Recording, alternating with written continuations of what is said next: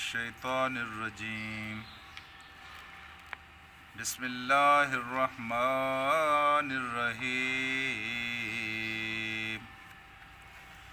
وَلَقَدْ أَرْسَلْنَا نُوحًا إِلَىٰ قَوْمِهِ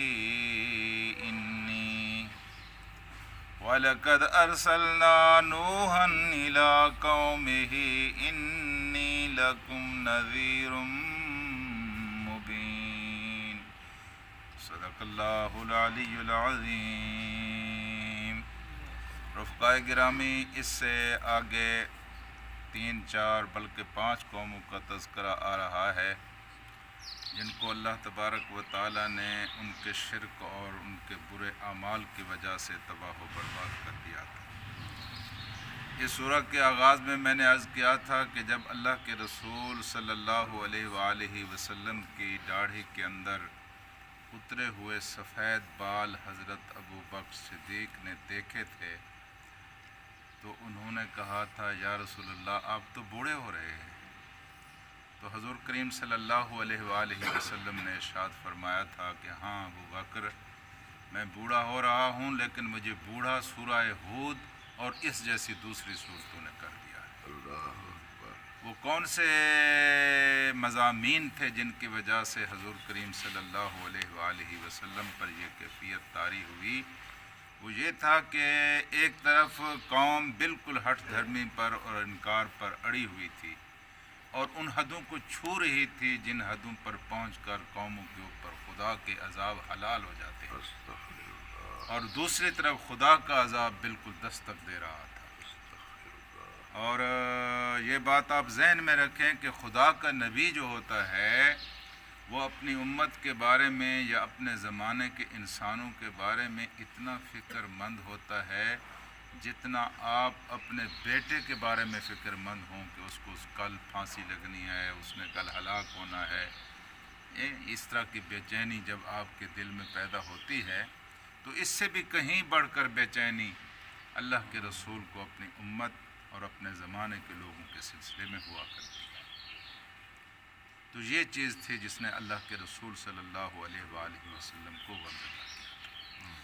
دوسری بات آپ ذہن میں یہ رکھیں کہ حضرت نوح علیہ السلام کی قوم یا دوسری قومیں جن کے اوپر عذاب آیا، جن قوموں کے اوپر بھی خدا کا عذاب اترا، ان کی ایک قدر مشترک تھی اور یہ بنیادی قدر تھی کہ وہ شرک کا ارتکاب کرتے تھے۔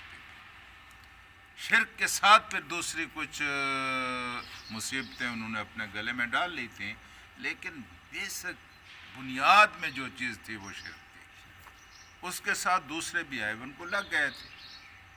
اور یہ شرک کا وبال ہے کہ جب انسان شرک کا ارتکاب کرتا ہے دوسری بیماریاں خود بخود اس کو لگ جاتی ہیں۔ کسی میں ناپ تول کی کمی کی بیماری آ گئی، کسی میں بدکاری کی بیماری آ گئی، کوئی قومیں ڈاکہ زنی کرتی تھیں، لیکن ان کے ساتھ ساتھ اصل جو بیماری تھی وہ شرک کی بیماری تھی۔ اس کی وجہ سے اللہ تبارک و تعالیٰ کا عذاب ان کے اوپر آیا۔ تیسری بات، حضرت نوح علیہ السلام کے تذکرے سے یہ ایک نئے مضامین کا سلسلہ شروع ہو رہا ہے۔ حضرت نوح علیہ السلام کو آدم ثانی کہا جاتا ہے، یعنی حضرت نوح علیہ السلام نے جب اپنے کام کا آغاز فرمایا تو اس وقت صاف ظاہر ہے ان کا دائرہ ان کی قوم تک تھا۔ یہ جو مشہور ہے کہ پوری دنیا کے اوپر عذاب آیا، قرآن مجید کے مضامین تو اس کی تصدیق نہیں کرتے، کیونکہ حضرت نوح علیہ السلام اپنی قوم تک محدود تھے، اور ہم نہیں جانتے کہ حضرت نوح علیہ السلام کی قوم کہاں کہاں آباد تھی۔ قوم تک، ان کی قوم جہاں تک آباد تھی وہاں تک، یہ خدا کے انصاف سے بعید تر ہے کہ جہاں اللہ تعالیٰ کا پیغام نہ پہنچا ہو اور لوگوں نے انکار نہ کیا ہو اور وہاں اللہ کا عذاب آ جائے، یہ اللہ کے انصاف سے بعید تر ہے۔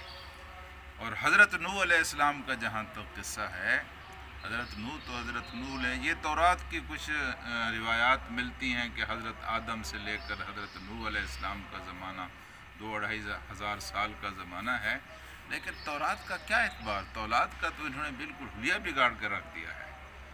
اس لیے اللہ کے رسول نے فرمایا جو حضرت ابراہیم علیہ السلام کی سلسلہ نسب کو بیان کرتا ہے 2 4 5 پشتوں سے آگے جب جاتا ہے تو یوں سمجھیں کہ وہ جھوٹ بول رہا ہے۔ یعنی حضرت ابراہیم علیہ السلام کے سلسلہ نسب کو کچھ لوگ اس وقت حضرت آدم علیہ السلام تک لے جاتے تھے۔ آپ نے فرمایا کوئی تصدیق نہیں ہے، یہ صرف اور صرف آپ کے رسول کو اللہ پاک نے عزت عطا فرمائی ہے کہ آپ کی ایک ایک بات اور آپ کا ایک ایک عمل اور آپ کی ایک ایک عام ترین زندگی کا واقعہ ہمارے پاس موجود و محفوظ ہے۔ یہ نعمت صرف اور صرف آپ کو میسر ہے۔ تو کہا کیا گیا کہ وَلَقَدْ أَرْسَلْنَا نُوحًا إِلَىٰ قَوْمِهِ، ہم نے بھیجا نوح علیہ السلام کو کس کی طرف؟ اپنی قوم کی طرف۔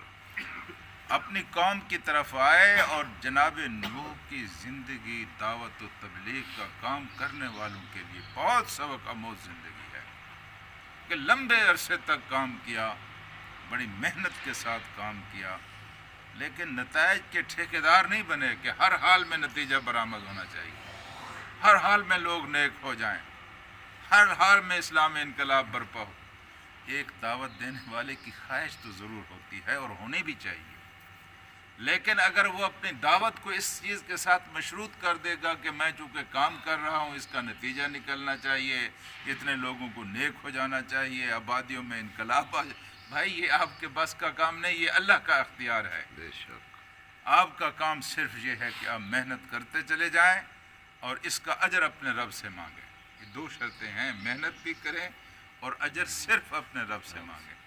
اگر رب کے علاوہ کسی دوسرے سے آپ نے اجر طلب کیا تو آپ کی محنت بھی بیکار اور آپ کی تبلیغ بھی بے اثر۔ تو حضرت نوح علیہ السلام کی زندگی ایک لمبی زندگی ہے اور بہت زیادہ انہوں نے محنت فرمائی ہے، لیکن لوگ تو وہی مومن ہوئے ہیں جو اللہ کو منظور تھے۔ بے شک ہاں جی، جن کے نصیب میں اللہ نے لکھا تھا وہی لوگ، اور وہی کشتی کی سواریاں تھیں۔ کتنے لوگ تھے؟ گنتی کے لوگ تھے اور ایک کشتی کی سواریاں تھیں۔ محنت کا دورانیہ دیکھیے، 950 سال تک وہ خدا کا بندہ ہیں جی رات اور دن خفیہ اور اعلانیہ لوگوں کو پکارتا رہا، لیکن صرف وہی لوگ آئے جن کی قسمت میں اللہ نے ہدایت لکھی تھی۔ تو حضرت نوح علیہ السلام کو ہم نے بھیجا ان کی قوم کی طرف، اور انہوں نے آ کر کیا کہا؟ انی لکم نذیر، میں کوئی خدا نہیں ہوں، میں کوئی معبود نہیں ہوں، میں کوئی قسمتوں کو بنانے اور بگاڑنے والا نہیں ہوں، بلکہ میں تو ڈرانے والا ہوں کہ اس طرز زندگی کے ساتھ نہ تمہاری زندگی میں سکون آئے گا اور نہ تمہاری آخرت میں سکون آئے گا۔ نہ زندگی تمہاری کامیاب ہوگی، عزت والی ہوگی، آبرو مند ہوگی، سعادت مند ہوگی، اور نہ آخرت میں تمہیں سکون ملے گا۔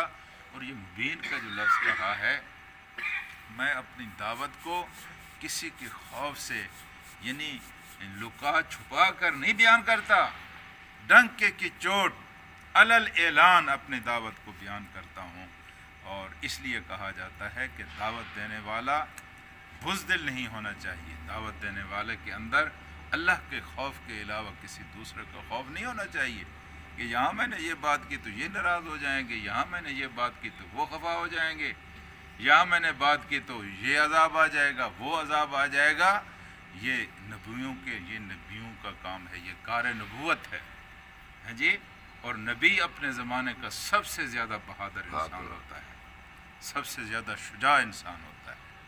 اس کو اس بات کا خوف نہیں ہوتا کہ میں جو بات کر رہا ہوں اس کا رد عمل کیا آئے گا، لوگ کیا سوچیں گے۔ حکمت تو ضرور ہونی چاہیے لیکن بزدلی نہیں ہونی چاہیے۔ حکمت ہونی چاہیے تبلیغ میں، حکمت تبلیغ باقاعدہ ایک شعبہ ہے جو تبلیغ کا کام، دعوت کا کام کرنے والوں کو اپنے پیش نظر رکھنا چاہیے۔ حکمت کے ساتھ آپ بات کریں لیکن بزدلی نہیں ہونی چاہیے۔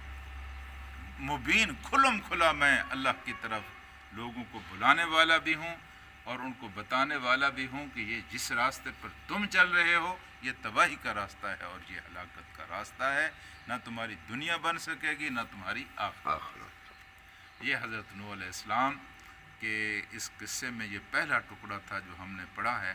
اللہ سے دعا کرتے ہیں کہ اللہ تبارک و تعالی ہمیں قرآن کو سمجھنے اور اس کے اوپر عمل کرنے کی توفیق عطا فرمائے۔ آمین۔